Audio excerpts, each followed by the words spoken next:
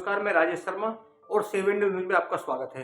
आज हम लोग देख रहे हैं इस समय देश में जो स्थिति है, जिस तरह हरियाणा के शंभू बॉर्डर पर जिस तरह पुलिस द्वारा आंसू गैस के गोले छोड़े जा रहे हैं, ऐसा लगता है कि कहीं किसी विदेशी आक्रांताओं से युद्ध किया जा रहा है और हमारी फौजें किसी विदेशी ताकतों से युद्ध लड़ रही है।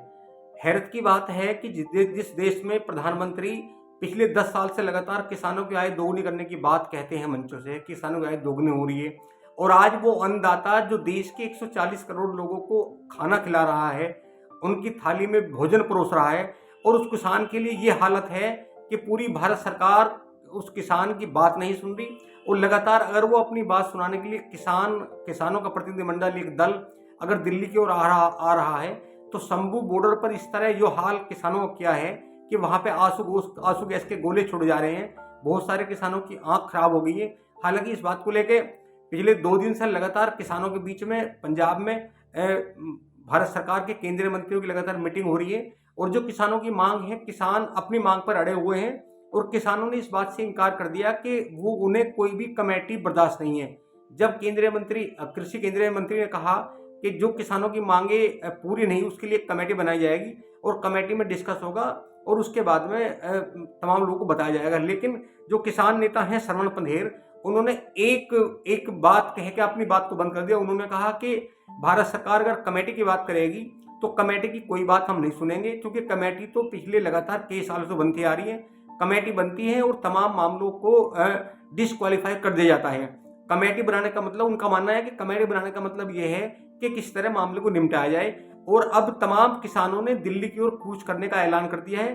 तमाम लोग दिल्ली की ओर कूच कर रहे हैं। हालांकि भारत सरकार ने और हरियाणा सरकार ने जो पंजाब के बॉर्डर हैं, तमाम बॉर्डर को सील कर दिया गया है और वहां कंक्रीट के बड़े पत्थर लगा दिए गए हैं, बड़ी शिला लगा दी गई है। इसके अलावा हम लोग आपको फोटो में दिखाएंगे कि जिस तरह किसानों पर आंसू गैस के गोले छोड़े जा रहे हैं, उससे लग रहा है कि ये किसान नहीं, कोई विदेशी आक्रांता है और वो हमारे देश के है ही नहीं। अगर हमारे देश के होते सरकारों में जरा सी भी संवेदना होती तो इस तरह का व्यवहार किसानों के साथ ना किया जाता। हालांकि अब किसान आक्रोश में है, गुस्से में है और इसके साथ बयान आए हैं।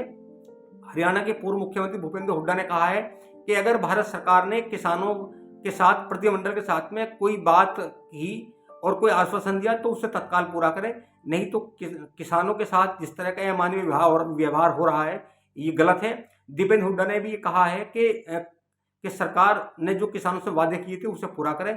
अभी हम आपको फोटो दिखाएंगे कि इस समय जो बॉर्डर है शंभू बॉर्डर, वहाँ किसानों के साथ किस तरह का व्यवहार फोर्स कर रही है हरियाणा सरकार, हरियाणा पुलिस कर रही है।